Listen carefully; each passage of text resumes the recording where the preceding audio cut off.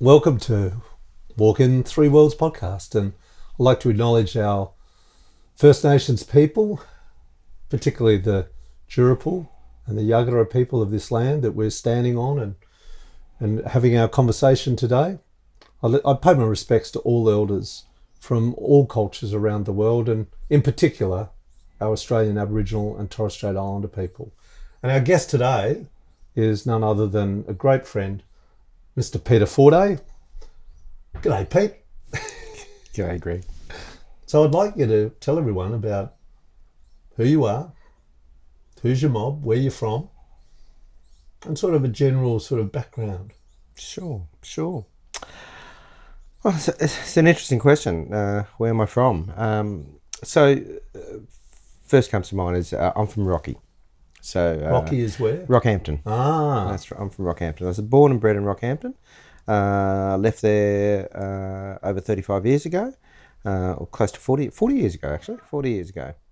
And but Rocky is home. And so that's, I didn't know it then, but that's the Darrambul people, if I'm pronouncing that right. But when I was growing up, I certainly didn't know that.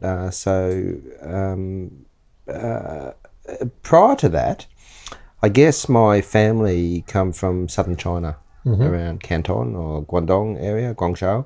It's a kind of delta region of China, but I've got grandparents that were born in Australia. One grandparent born in Darwin, another grandparent born in the Torres Strait, and so we go back a long way. Around about just after the mid 1850s, my family started to come out. So on one side of my family, on both sides of my family, I guess at one level I'm a fourth generation Australian. Of Chinese heritage, and very proudly so for Chinese heritage. Both my parents were born in Australia. Yeah. My dad was born in Rockhampton, my mum was born in Darwin. And both with Chinese heritage? Both with Chinese heritage, full Chinese heritage as far as we know. Yes, yeah, wow. Yeah. Wow. Now, interesting about that period around the 1850s, because historically Australia hadn't become a federation, and there was a lot of Chinese visitors coming for the gold rush. Were they drawn to Australia at the time, do you think, around that period because of the gold rush? Yeah, absolutely. Certainly. It was around that that gold rush. I'm not sure how many, but I read once, like in the thousands, thousands and thousands. Yeah. Certainly thousands, tens of thousands, I would say. But yeah, I guess my family, that was part of the reason they came out was gold. They weren't gold diggers as such, so they came out to set up business. And so my mother's side of the family had set up business in Darwin, and were heavily involved in the community up there. My father's side of the family, my grandfather on my dad's side, he came out as part of the gold rushes, but he came out first to help his uncle out in his business, but then quickly ended up in Cooktown. But he wasn't there to dig for gold. He was there to sell fruit and veggies to the gold diggers, and so that's how he made his money. And he used to cart around fruit around the goldfields and around Cooktown, selling it to the miners. And in those days, he wasn't allowed to own a shop per se. So that's why they had carts. So why was that? Because is this all linked to this thing that I'd heard called the Australia-wide policy? Yeah, the White Australia. What is it called? The White Australia policy. White Australia policy, that's right. Which actually didn't kind of end until the mid-70s, really. Officially. 1970s? Yeah. There's when it officially... So when did it start? Kind of the bastion. Oh, look, I couldn't actually tell you the exact date, but you're looking at, just probably from the 1880s onwards, after, a fairly large influx of Chinese coming over from the gold and fears of, probably the first rise of the fear of the yellow peril taking over Australia. That's when that happened. And so I have furniture for a little while which used to say, made by white labour only. And things like that, lovely pieces of silky oak, and so my family was certainly part of that generation. But as I said, they weren't gold diggers as such, but they were commercial people, shopkeepers. Yeah. Yeah. Why do you think there was so much fear about this yellow peril? What was driving that, do you think? Oh, look, I, Was it a British thing, a European thing? Where was it coming from? Certainly, you've got to remember that was also around the same time about the forced separation of Aboriginal kids from their families, and under the belief that children that were part Aboriginal, part European were at risk. Just by the very nature of being part Aboriginal, and so being removed from their families. So there was a definite mood at the time to keep Australia white, and that was seen as a thing to do. And so Chinese and other cultures, particularly Chinese coming over, was seen as potentially dangerous for the country, not good for the racial mix of the country, and so there were lots of restrictions placed on what they could do, etc. And so it was tough times. I also heard that white policy was Pacific Islanders and Asian sort of migrants at that time. Yeah. Which, I mean, in today's standard, it's pretty racist, isn't it? But that was the spirit of the time, wasn't it? At that pretty 1800s. racist in those days as well, I would say, but they may not have perceived it in that way. No. So did you have much interaction up in Rockhampton, in Rocky, with young First Nations people at all? Oh, absolutely. Not in a conscious sort of a way. I mean, I was talking about this just the other day. I don't know, it's hard to guess, but I would think growing up, a good 15, 20, maybe at times 25% of my class were of Aboriginal background.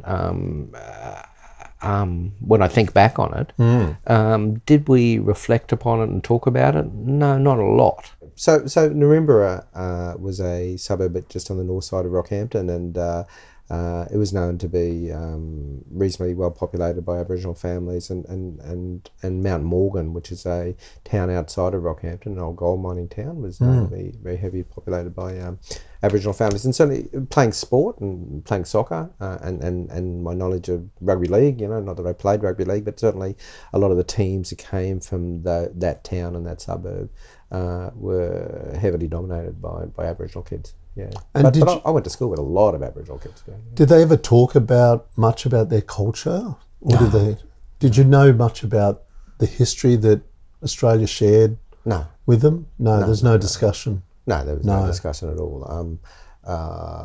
We knew there were Aboriginals in our school. To a degree, there was some separation in terms of. I guess some of the Aboriginal kids would play together and mix together and play sport together, but I think we're not going to school, particularly in primary school, there was a lot more mixing of the kids, and we didn't really think about it. We certainly didn't have any discussions about. We certainly didn't have any discussions about local Aboriginal history or local Aboriginal politics. That just never came up. If there was any discussion around Aboriginal people, it was usually done in quite a racist, derogatory way, not directed at individual kids per se, but more directed at the Aboriginal population. There was certainly the standard derogatory comments, which I'm sure I contributed to as well. Yes, and as you grew up and you moved to Brisbane, what year did you move to Brisbane? Yeah, I moved to Brisbane in 82, so I came down here for university. My parents had a strong belief in education, and I'm the third brother of four boys and one girl, and it was my two older brothers had gone to uni at International House, where they stayed. They went to the University of Queensland, stayed at International House, and so it was just really. It was always going to happen, so that's how I ended up in Brisbane. So what did you do at uni? What was your study? I studied speech pathology.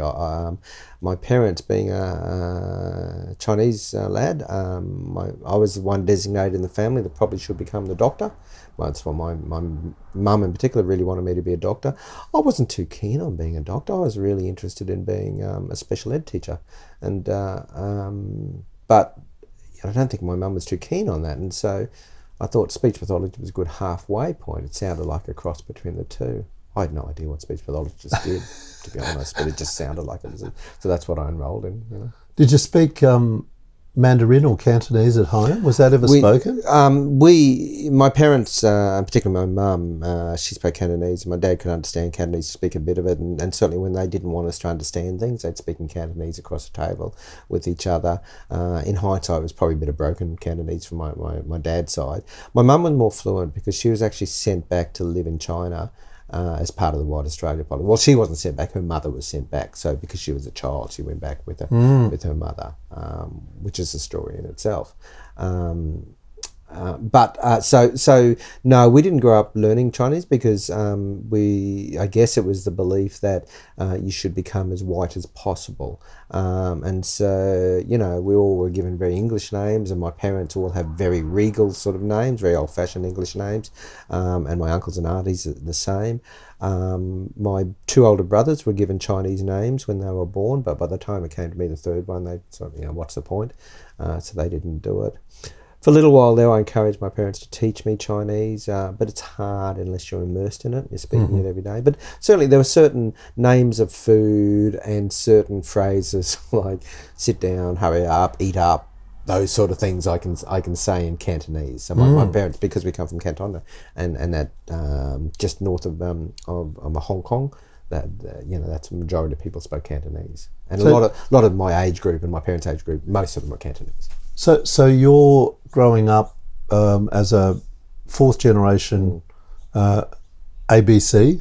I think you told me about the ABC. Means Australian-born Chinese. Yeah, I love that. So the ABC network is actually really Australian-born Chinese, not Australian Broadcast Corporation. That's right. Yeah. Exactly. No, but growing up and eventually your career takes you into where I met you as the CEO of MultiLink in Logan City. What a great opportunity to make some change. So tell me about that role and how long you were there and what were some of the great things you saw for new people coming to the country. These weren't firstborn Australians. These were people coming from different countries into Australia to be known as Australians.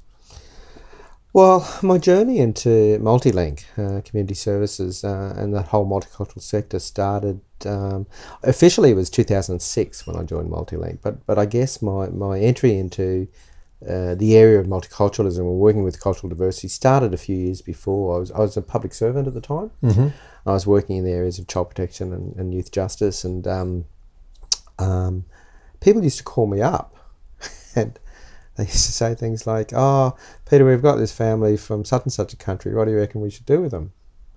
And I go, well, "Why are they asking me?" And of course, I knew why they were asking me because of how I looked. And I thought about it, I thought there were worse things to have a reputation for than understanding cultural diversity, multiculturalism. So I used to answer them. Probably didn't really know what I was talking about, to be honest, but I used to answer them.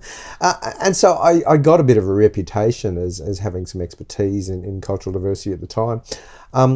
Just before I got to MultiLink, I was the manager of Logan Youth Justice. I'd ended up down there and I was the manager there for a couple of years. And every time I walked up the road to go to a networking meeting on MultiLink, I used to really enjoy walking into its front door. It's an old, small suburban shopping set of shops and used to have a really nice feel about it. And I remember saying at the time when I went there, I said, if it feels this good to walk in here, what would it be like to work in here? And when the job came up for the CEO there, I thought, I'll put in an application. I'll just see what happens. And I got the job, and which was really nice. But interestingly enough, when I got the job, quite a few people from within the sector said to me, "Oh, Peter, we're so glad you got the position." And I said, "Well, why is that?" And they said, "Oh, at last, one of us has got the position." And I said, "Well, what do you mean by one of us?" And they said, "Oh, well, a migrant's got the position." And I said, "Well, I'm fourth generation Australian. I've never lived outside of the country. I only speak English, and I've never worked within the sector. I appreciate your confidence, but I guess I wanted to challenge this notion of, who is us? Yes. And how do we define who is us?" And so they were the conversations that I started to have.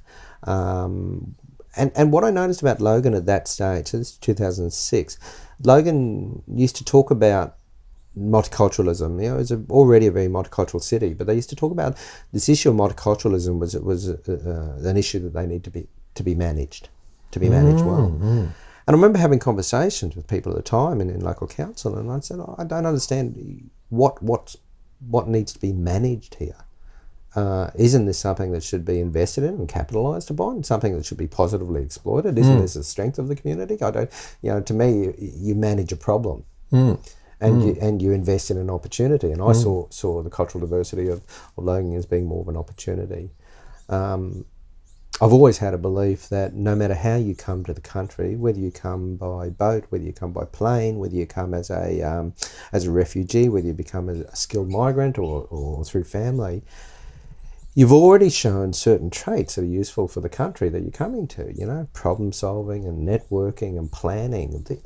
These are all skills that are really useful for a nation. And so I saw cultural diversity as this great opportunity to have this influx of people that have all those skill sets.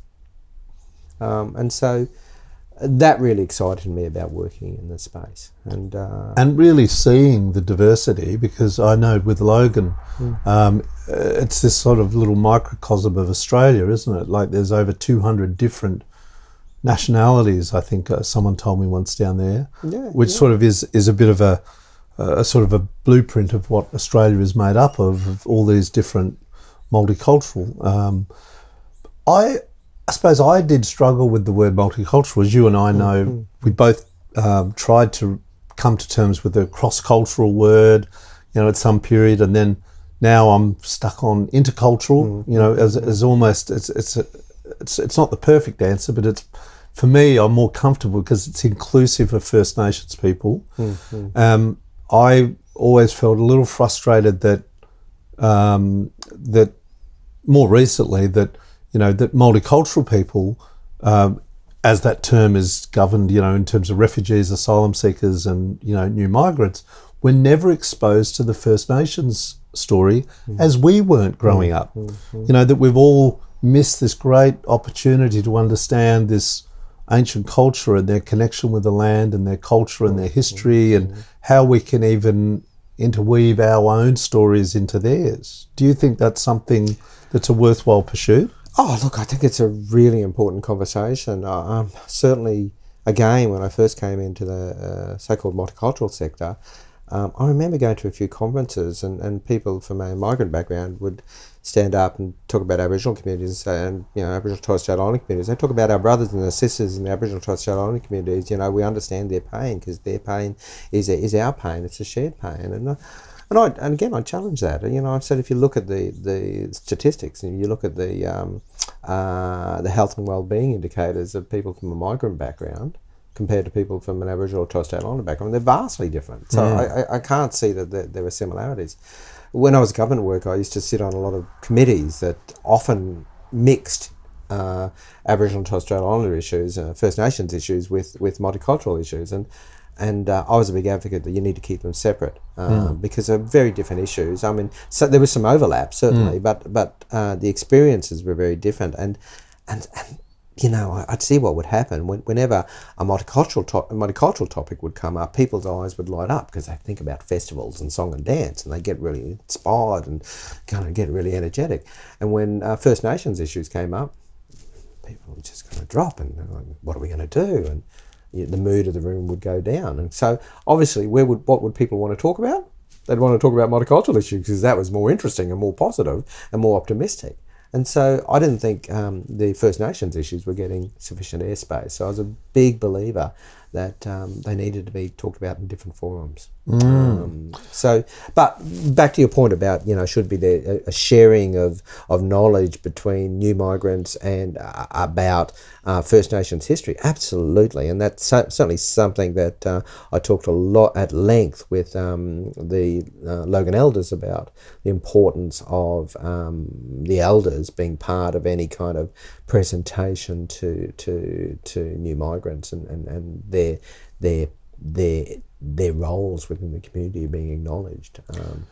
When a new migrant or refugee or asylum seeker comes to Australia, And we have a mutual friend in Costa from the Democratic Republic of Congo, an amazing man that Peter had introduced me to. And to hear his story of coming to Australia as a refugee, could have ended up in America or in Europe, but he came here. And, you know, he's very happy here because he's been here over 11 years now, and he's an author, and he's set up a charity.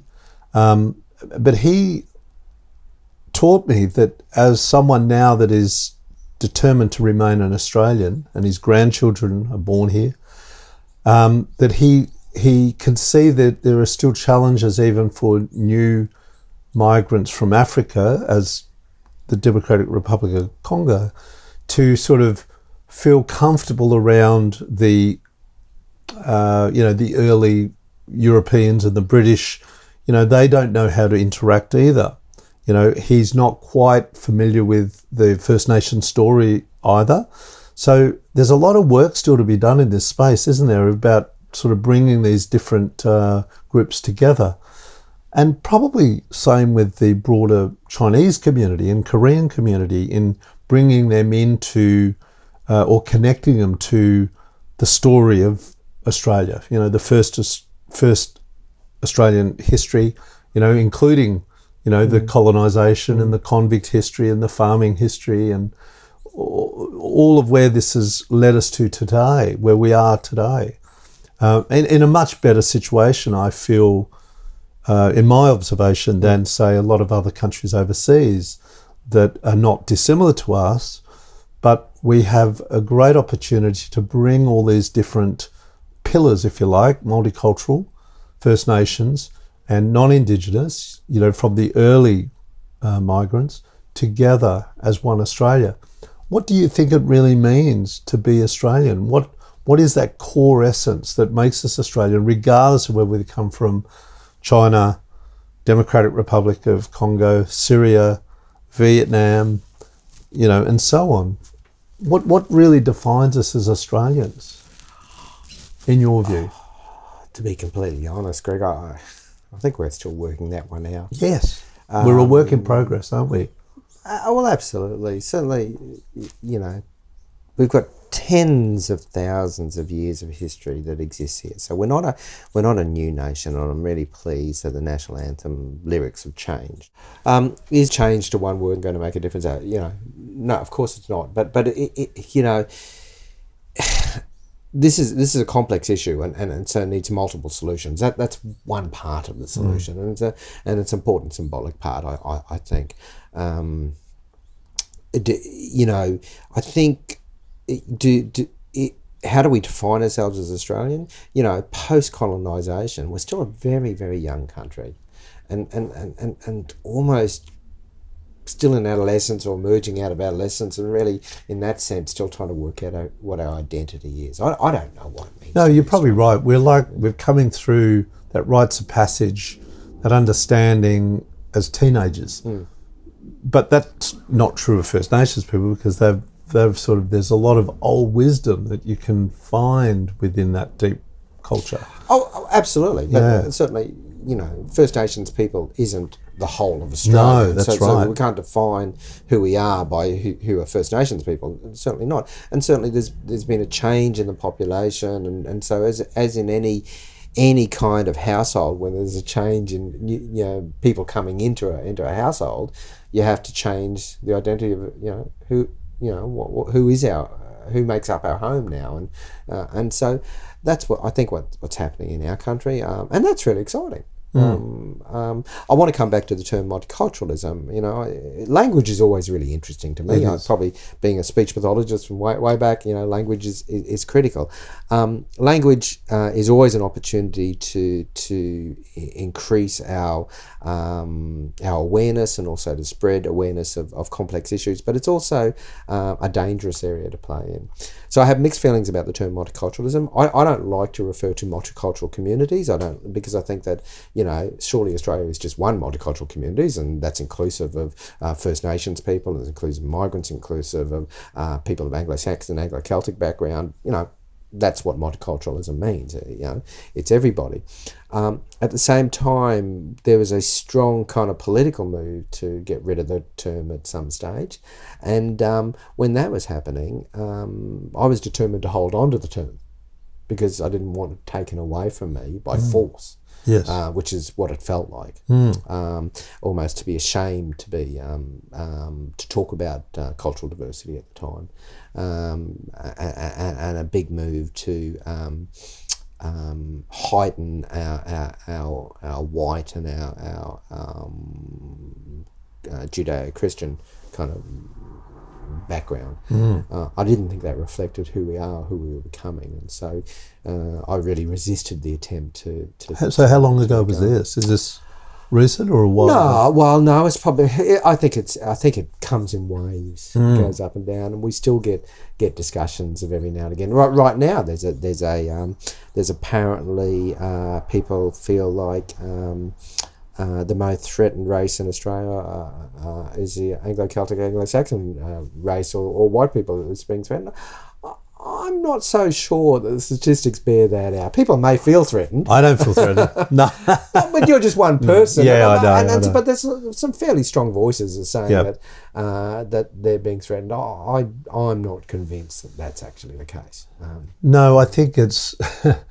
It's funny, isn't it? In Australia, they're still the majority, but yet they're feeling that they're a minority. Maybe they're getting a sense of what a lot of other cultures have had to feel. Yeah. A sense of, if you're a white, middle-aged man, white fellow, you have a lot to deal with here. And I get that because even in the business sector, or even probably true of the community organisations, I'm not sure, but I know particularly in the Australian companies, you look at the top 150 CEOs of most of the Australian companies, and 150 of those will be white, European, British descendants. You won't see an Asian face, an Indian face, an Aboriginal face, Pacific Islander face, a Japanese, and so you realise that we're not yet quite over that Judeo-Christian Anglo sort of dominance still. No, and we won't be for some time. That's right. Let's be. And we're talking the truth. It could be another generation or even two before that's fully through that. Yeah. Look, rather than getting upset about it that we can't do anything in this moment, but that change is slowly happening. I was at a forum recently, and somebody said to me. She was a lovely person, but she was really trying to understand and get her head around the issues. She said to me, Peter, why don't white people want to give up their privilege? And I kind of went, well, why would you? That's the thing about privilege. It's quite a good thing to have. And I said, there's this thing about that often gets termed within white privilege and the concepts of systemic racism and unconscious bias. So we got into a conversation about unconscious bias. I said, the thing about unconscious bias is it's unconscious. So it doesn't mean that people are being deliberately or malevolently racist or trying to harm people. But through the system is causing harm, and so it is biased towards or against people of colour. But I think we have to return that much of that is not necessarily conscious, and so our role is to bring the unconscious into the consciousness, and to be much more aware of that. But why? I want privilege. Of course I want privilege. And now, are you finding at the moment in the current climate of 2021 and what we've been through with the pandemic, I'm noticing a sort of and I don't watch the mainstream news, so I'm not, a fan of following mainstream media, but there's an undertone, even though I can pick up on it, of a very strong sentiment of clashing with cultures, particularly at the moment with China, in Australia. And, it's a complex one because of even the relationship that Australia in its sort of colonial sort of setting had back in 1860s, to now we've got this interesting sort of polarization between Australia and America and China. And Australia is sort of what would you call it, a sub-department of the American sort of idea or the American experiment, that wasn't only a couple of hundred years ahead of us in terms of colonization and, moving there on top of their First Nations people there. But China itself, as it's grown over the last 100 years into there's more wealth, more people have been lifted out of poverty, billions of people, I think, in fact, in this 100 years, So from our perspective in the West, looking at China, who's gone through a communist regime, has the communist regime been good for those people, the farmers that are now wealthier? They have more opportunity to travel, they have more opportunity to be, consuming things and making things and so on. But are they a threat, or do you think that's just a misreading of the situation? Is it a bit too much of the Trump sort of trumping up about that we've caught the last couple of years? So, Greg, I don't feel in any way qualified to be able to comment on Chinese politics, and just because I have Chinese heritage doesn't mean that I understand Chinese politics in any way. And I'm cautious of going down that track, and that's not because I'm trying to defend China. I'm certain that at many levels they are a threat to the Australian government. Absolutely. Is the Chinese government a threat to the Australian government? Probably yes, in certain respects. That being said, recently people of Chinese heritage, people but born in Australia, were asked by an Australian senator at a hearing to swear their allegiance effectively to Australia, and quite rightly they said, "Well, why?" And he said, "What's the problem with that? Do you have a problem in swearing allegiance to Australia?" Clearly, they were being asked to do that because they looked Chinese. In a similar respect, I'm not comfortable about commenting on Chinese politics just because I'm Chinese. I can comment on them as an Australian, but not necessarily as a Chinese Australian. No, that's thank you. With Australia, where do you see it, or where would you like to see in a crystal ball where we should be in 5 to 10 years to where we are today? What would be some of the things and achievements you'd like to see Australia transform into? 5 to 10 years. So that's not a huge time frame in the history of any country. Look, so we're not talking about huge gains.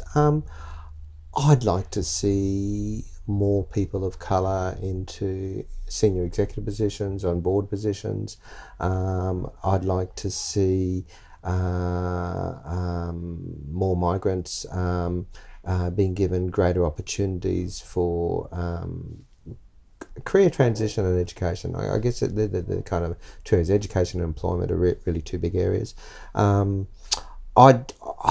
guess I'd like to see a shift in the public sentiment on how we treat refugees and asylum seekers. I think probably the majority of Australians think that we could be a little bit crueler than we are now. I've personally found it more difficult to see how we could be more crueler than we are now, but a lot of Australians tend to think that the policies we have probably need to be a bit stricter. So I'd like to see a shift in that. Whether that happens or not, I don't know. What else would I like to see?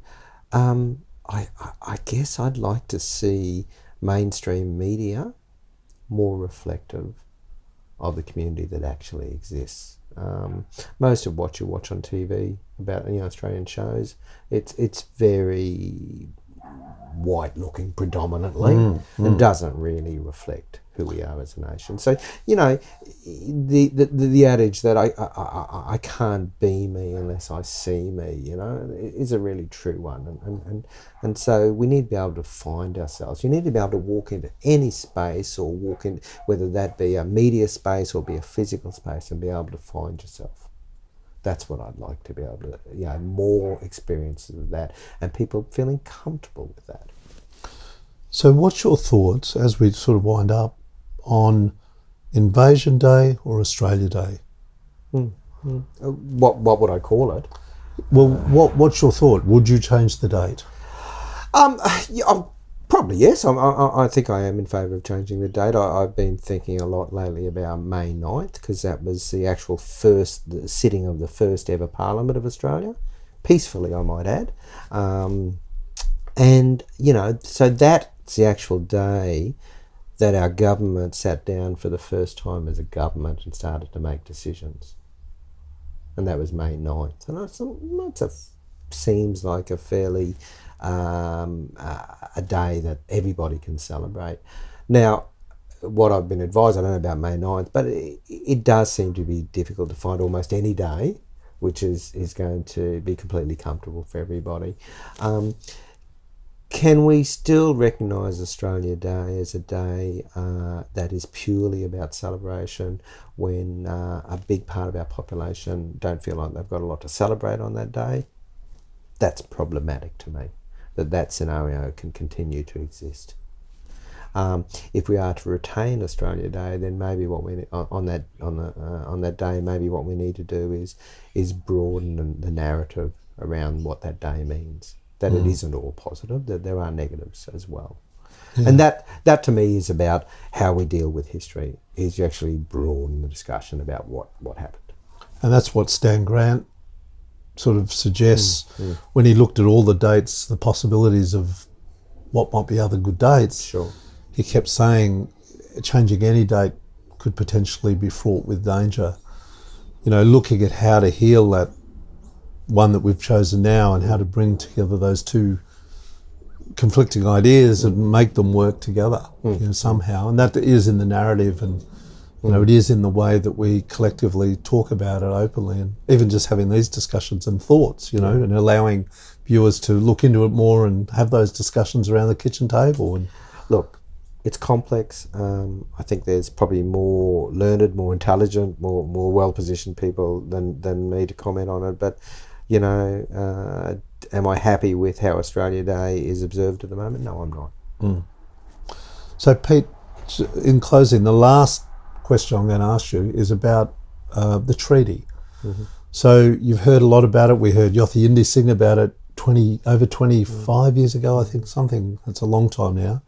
And we're still at this point. We had Ullaru's Statement of the Heart. Are you familiar at all with that? Is there any? Broadly so, yeah. Do you think that through this conversation that sooner or later we will have a treaty for our First Nations people?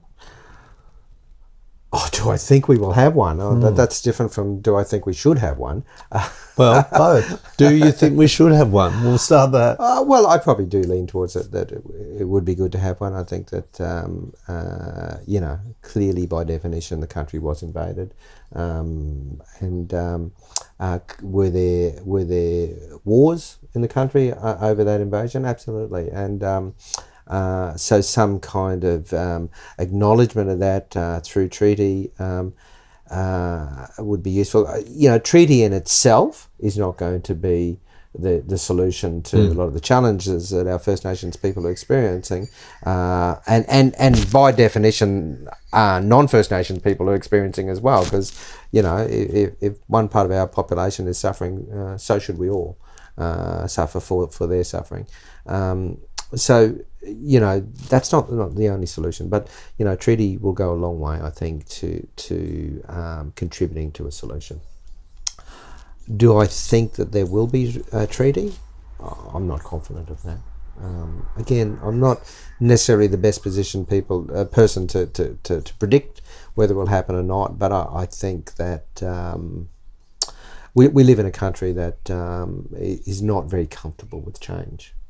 And once we've got something locked in, we tend to like to keep it that way.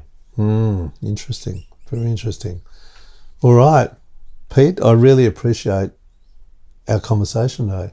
Thank you. And is there anything in closing you'd like to? No, look. Thank you for the opportunity.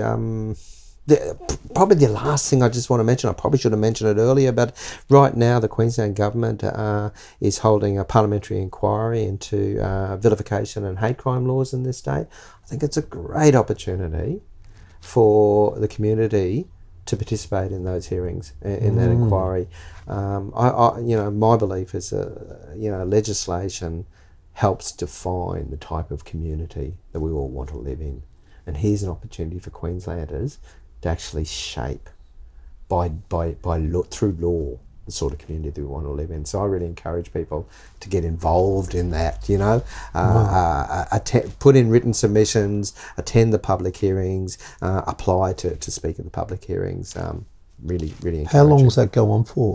That'll be for the rest of this year. I think the written submissions close in the middle of July, so there's only a couple more weeks, and then the public hearings commence, and but the report has to be furnished to the government early next year. So it's a relatively small time frame, but it's a really important inquiry. That's great info. Thanks, Pete.